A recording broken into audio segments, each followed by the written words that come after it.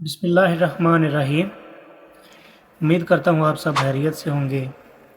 आज हम एक्सरसाइज 9.2 का क्वेश्चन नंबर 5 डिस्कस करने लगे हैं, जो कि क्वेश्चन कुछ इस तरह से है। If cot theta is equal to 15/8 and the terminal arm of angle is not in first quadrant first, find the value of cos theta and cosecant theta. पहले तो इसके क्वेश्चन पे गौर करें कि वो ये कह रहे हैं कि जो एंगल की टर्मिनल आर्म है वो क्वाड्रेंट 1 में नहीं है। क्वाड्रेंट 1 में नहीं है, लेकिन फिर भी कॉट की जो वैल्यू है वो पॉजिटिव दी गई है। तो एक तो इसकी वैल्यू फर्स्ट क्वाड्रेंट फर्स्ट में पॉजिटिव हो सकती है और कॉट की क्वाड्रेंट 3 में वैल्यू पॉजिटिव हो सकती है। तो फर्स्ट में तो वो कहते हैं कि नहीं है, तो फिर थर्ड क्वाड्रेंट में ही इसकी वैल्यू पॉजिटिव हो सकती है। तो इसका मतलब यह है कि जो एंगल लाई कर रहा है वो थर्ड क्वाड्रेंट में लाई कर रहा है। Terminal arm of angle lie in, question दिया गया है cot theta is equal to 15/8। तो कॉट का हम उल्ट कर लेते हैं, तो कॉट का उल्ट करने से हमारे पास tan आ जाएगा। tan theta is equal to 8/15। अब हम ट्राइंगल बना लेते हैं। ट्राइंगल बना लें जी, A B C, A B और ये सी। tan थीटा किसके बराबर होता है? a/b के। a इसमें 8 है और b इसमें 15 है। तो c हमने सेम मेथड से फाइंड करना है, मसला फिसागोरस लगाएंगे। C square is equal to A square plus B square. तो सी की वैल्यू तो हमने फाइंड करनी है, तो उसको हम वैसे ही लिखेंगे। सी स्क्वायर इज इक्वल टू ए की वैल्यू हमारे पास 8 है, 8 का स्क्वायर। बी हमारे पास 15 है, 15 का स्क्वायर आ जाएगा। इसी तरह से सी स्क्वायर इज इक्वल टू 8 का स्क्वायर हमारे पास आ जाएगा 64 और 15 का आ जाएगा 225। दोनों को प्लस करने से हमारे पास आंसर आ जाएगा 289। अब इसका हमने जज़र लेना ताकि स्क्वायर ख़त्म हो सके, तो जज़र लेने से इसका जो आंसर आ जाएगा वो आ जाएगा 17। तो इस तरह से हमारे पास जो सी की वैल्यू है वो 17 निकल आई है। तो हमने वैल्यू फाइंड करनी है किसकी? कॉस थीटा की। कॉस थीटा की वैल्यू फाइंड करनी है और हमने वैल्यू फाइंड करनी है कोसेकेंट थीटा की।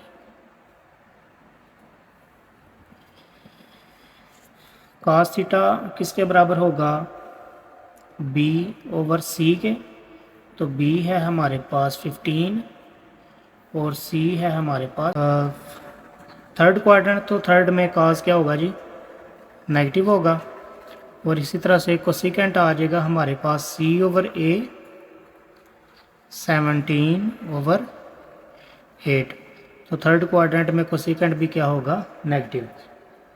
क्वेश्चन नंबर 6 में है कि cosecant theta is equal to m² plus 1/2m, m greater to 0 and 0 less than theta, theta less than 2π/2। इसका मतलब यह है कि थीटा 0 से बड़ा है और 90 से छोटा है। तो ये किस क्वाड्रेंट में वैल्यूज़ आ रही है? फर्स्ट क्वाड्रेंट में। इसका ये मतलब होगा कि ये जो हमारे पास टर्मिनल आर्म ऑफ एंगल बन रही है ये फर्स्ट क्वाड्रेंट में बन रही है। तो सबसे पहले कोसेकेंट थीटा दिया गया है। कोसेकेंट थीटा बराबर है m² प्लस 1/2m के। हम इससे वैल्यू फाइंड कर लेते हैं साइन थीटा की। इसका उल्ट करेंगे तो साइन आ जाएगा, उल्ट करने से आ जाएगा 2m/m² प्लस 1। अब हम इसके लिए ट्राइंगल बना लेते हैं।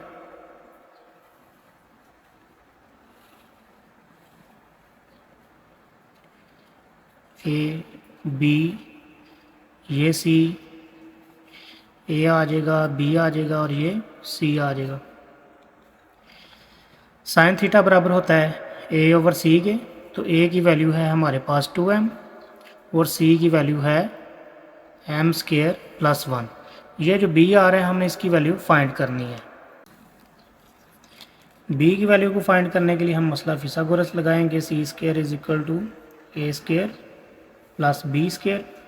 तो c की वैल्यू पहले हम पुट कर लेते हैं जी। c की वैल्यू है सी की वैल्यू है एम स्केयर प्लस 1 इसका होल स्केयर, ए की वैल्यू है 2m इसका भी whole square plus B square, ये हमने फाइंड करना है। अब इसका स्केयर ओपन करते हैं तो ये ए प्लस बी का होल स्केयर बनता है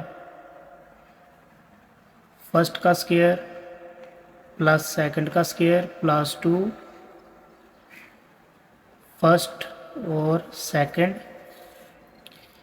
इज इक्वल टू 2 का स्केयर आ जाएगा 4 M square plus B square. इसको वैसे ही रहने दें, एम स्केयर का स्केयर प्लस 1 का स्केयर मल्टीप्लाई करने से ये हो जाएगा 2m स्केयर, ये प्लस 4m स्केयर है इधर आएगा तो ये हो जाएगा माइनस 4m स्केयर और इज इक्वल रह गया b स्केयर। ये आ जाएगा m स्केयर का होल स्केयर प्लस 1 का square 4m square 2m square minus 4m square तो माइनस किया तो ये हमारे पास आ गया 2m square is equal to B square. अब ये हमारे पास अगेन फार्मूला बन रहा है A square plus B square minus 2ab, तो ये फार्मूला बन रहा है ए माइनस बी का whole square is equal to B square. तो स्केयर दोनों साइड पे ख़त्म कर दें तो ये हमारे पास b की वैल्यू आ जाएगी m स्केयर माइनस 1। इस तरह से हमारे पास तीनों साइडों की वैल्यू आ चुकी है। तो अब हमने बाकी जो वैल्यूज़ रह गई हैं उनकी वैल्यू को फाइंड करना है। फर्स्ट क्वाड्रेंट बन रहा है तो फर्स्ट क्वाड्रेंट में सारी जो वैल्यूज़ आएंगी वो सारी पॉजिटिव आएंगी। अब वैल्यू रह गई है कॉस थीटा की। कॉस थीटा किसके बराबर होगा? कॉस थीटा बराबर होगा जी बी ओवर सी के। तो बी की वैल्यू है एम स्केयर माइनस 1 और सी की वैल्यू है एम स्केयर प्लस 1। काज का उल्ट करेंगे तो सीकेंड की वैल्यू निकल आएगी। इसका उल्ट कर लें, M square plus 1 over M square minus 1। इसी तरह से टैन थीटा बराबर होगा ए ओवर बी के। तो ए की वैल्यू है हमारे पास 2m और बी की वैल्यू है एम स्केयर माइनस 1। इसका उल्ट करेंगे तो काट की वैल्यू निकल आएगी। Cot theta is equal to M square minus 1 over 2m। First quadrant था इसलिए तमाम वैल्यूज़ पॉजिटिव आई हैं। क्वेश्चन नंबर 7 है, if tan theta is equal to 1 over √7 and the terminal arm of angle is not in quadrant 3। अब देख रहे हैं कि वो कह रहे हैं कि एंगल की जो आर्म है वो थर्ड क्वाड्रेंट में नहीं है, तो फिर भी टैन थीटा हमारे पास पॉजिटिव आ रहा है। तो टैन फर्स्ट के अलावा और किस में पॉजिटिव, थर्ड के अलावा और किस में पॉजिटिव हो सकता है? फर्स्ट में। तो इसका मतलब ये है कि जो एंगल की टर्मिनल आर्म है वो फर्स्ट क्वाड्रेंट में बन रही है। किस एंगल में, किस क्वाड्रेंट में बन रही है जी? फर्स्ट क्वाड्रेंट में। तो टैन थीटा की वैल्यू हमें गिवन है, tan theta is equal to 1 over √7। इसको यूज़ करते हुए हम ट्राइंगल बना लेते हैं जी। ट्राइंगल में हमारे पास आ जाएगा ए बी सी, स्मॉल ए आ जाएगा, बी आ जाएगा और ये सी। टैन थीटा किसके बराबर होगा? ए ओवर बी के। तो ए की वैल्यू है हमारे पास 1 और बी की वैल्यू है √7। तो यहाँ पे हमने सी की वैल्यू फाइंड करनी है तो वही फार्मूला लगाएंगे, C square is equal to A square plus B square. C की वैल्यू को फाइंड करना है, इसको वैसे लिखेंगे, ए की वैल्यू है 1 का स्क्वायर, बी है √7 whole square. C square is equal to 1 का स्क्वायर 1 ही आएगा और इसका स्क्वायर और ये जज़र कैंसिल हो जाएगा, 7 आ जाएगा। तो ये हमारे पास आ गया जी सी स्क्वायर इज इक्वल टू 8। जी अब जज़र लेंगे इसका, तो जज़र लेने से आंसर आ गया, सी की वैल्यू आ गई हमारे पास √8। ये हमारे पास सी की वैल्यू निकल आई √8। क्वेश्चन के मुताबिक हमें कोसिकेंट और सीकेंट की वैल्यू चाहिए। तो पहले कोसिकेंट थीटा बराबर होगा सी ओवर ए के। तो सी की वैल्यू है हमारे पास √8 और ए की वैल्यू हमारे पास 1 है, तो उसको बटे में नहीं लिखेंगे। इसके बाद हमारे पास आ जाता है जी सीकेंट थीटा बराबर होगा सी ओवर बी के, तो सी की वैल्यू है हमारे पास √8 और बी की वैल्यू है हमारे पास √7। क्वेश्चन में हमने इन दो वैल्यूज़ की ज़रूरत पड़ेगी, क्योंकि क्वेश्चन में हमने जो वैल्यू फाइंड करनी है वो है cosecant square theta minus secant square theta divide cosecant square theta plus secant square theta is equal to, अब हम इसमें वैल्यूज पुट कर लेते हैं। कोसेकेंट थीटा की हमारे पास वैल्यू है √8, स्क्वायर भी है, माइनस आगे सेकेंट स्क्वायर, तो सेकेंट की वैल्यू है √8 ओवर √7 होल स्क्वायर, डिवाइड में इसी तरह से कोसेकेंट की वैल्यू पहले आएगी √8 इसका होल स्क्वायर, आगे प्लस सेकेंड की वैल्यू आएगी √8 ओवर √7 इसका भी होल स्क्वायर। अब ये 8 का स्क्वायर जज़र कैंसिल हो गया, 8 ही आ जाएगा इसका, यहाँ पे भी इसके स्क्वायर जज़र कैंसिल हो जाएंगे, तो ये आ जाएगा 8 ओवर 7, डिवाइड में भी बिल्कुल इसी तरह से जज़र कैंसिल हो जाएंगे। अब ये 7 डिवाइड में आ रहा है, बटे में आ रहा है, तो 7 एलसीएम आ जाएगा, 7 को 8 से मल्टीप्लाई करेंगे 56 माइनस 8, यहाँ पे भी 7 हमारे पास एलसीएम आ रहा है, 7 को 8 से मल्टीप्लाई करेंगे 56 प्लस आगे 7 कैंसिल हो गया तो ये 8 आ जाएगा।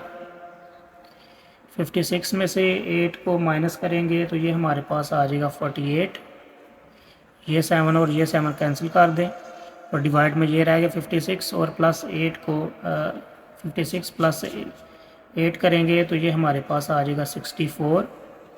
अब हम इन दोनों को मज़ीद कैंसिल कर लेते हैं, 16 से 48 को कैंसिल करेंगे तो ये आ जाएगा 3 और 16 को 4 से डिवाइड करेंगे तो ये आ जाएगा 4, तो ये हमारे पास इसका आंसर आ जाएगा। क्वेश्चन नंबर 8 है जी, cot theta is equal to 5/2 और फर्स्ट क्वाड्रेंट है, cot से हम वैल्यू लिख लेते हैं tan थीटा की, tan थीटा उल्ट कर लेंगे इसका तो ये आ जाएगा 2/5। अब इसके लिए हम ट्राइंगल बना लेते हैं, ABC AB और ये C। tan थीटा क्या होगा A/B, तो A की वैल्यू 2 है और B की वैल्यू 5 है। C की वैल्यू फाइंड करनी है, वो फार्मूला लगाएंगे, C square is equal to A square plus B square. C की वैल्यू हमने फाइंड करनी है, A की वैल्यू हमारे पास 2 है, 2 का स्क्वायर, B की वैल्यू 5 है तो 5 का square, C square is equal to 2 का स्क्वायर आ जाएगा 4 और 5 का स्क्वायर आ जाएगा 25, तो प्लस करने से ये आंसर आ गया 29, तो 29 का जज़र लेंगे तो ये स्क्वायर ख़त्म हो जाएगा, ये हमारे पास C की वैल्यू आ जाएगी √29। tan थीटा है तो tan थीटा का उल्ट करेंगे तो ये हमारे पास cot थीटा की वैल्यू भी आ गई हुई है, पहले वो गिवन है, तो cos थीटा की वैल्यू फाइंड कर लेते हैं। cos थीटा बराबर होगा B/C के, B की वैल्यू है 5 और 29 और इसके बाद sin थीटा की वैल्यू आ जाएगी, sin थीटा की वैल्यू आ जाएगी A/C 2/√29। क्वेश्चन में जिसकी हमने वैल्यू फाइंड करनी है, क्वेश्चन में है 3 sin theta plus 4 cos theta divide cos theta minus sin theta. इसकी हमने वैल्यू फाइंड करनी है, तो इसमें हमने वैल्यूज पुट कर लेनी है। 3 आगे sin थीटा, तो sin थीटा की वैल्यू है 2/29 का जज़र प्लस 4 आगे cos थीटा की वैल्यू है, सॉरी हमने यहाँ पे B की वैल्यू 5 लिखनी है, तो 5/29 इसी तरह से बटे में आ जाएं cos थीटा की वैल्यू 5/29 का जज़र माइनस साइन की 2/29 का जज़र आ जाएगा। अब यहाँ पे 29 दोनों के बटे में आ रहा है तो 29 आ गया हमारे पास एलसीएम। 29 कैंसिल हो जाएगा, 3 2 को मल्टीप्लाई करेंगे 6 आ जाएगा, प्लस 29 यहाँ पे भी कैंसिल हो जाएगा तो ये 5 और 4 को मल्टीप्लाई करेंगे ये आ जाएगा 20। बटे में भी इसी तरह से 29/29 ये एलसीएम आ गया तो ये कैंसिल हो जाएगा, 5 - 2 आ जाएगा, 5 - 2। आगे मज़ीद इसको सॉल्व करेंगे, 6 और 20 को जमा किया तो आ गया 26। डिवाइड में आपके पास ये 29 और ये 29 कैंसिल हो जाएंगे, 5 में से 2 निकलेंगे तो ये आ जाएगा 3। तो ये हमारे पास इसका आंसर आ जाएगा। आज के लिए इतना ही, मिलते हैं अगली वीडियो में, तब तक के लिए खुदा हाफिज़।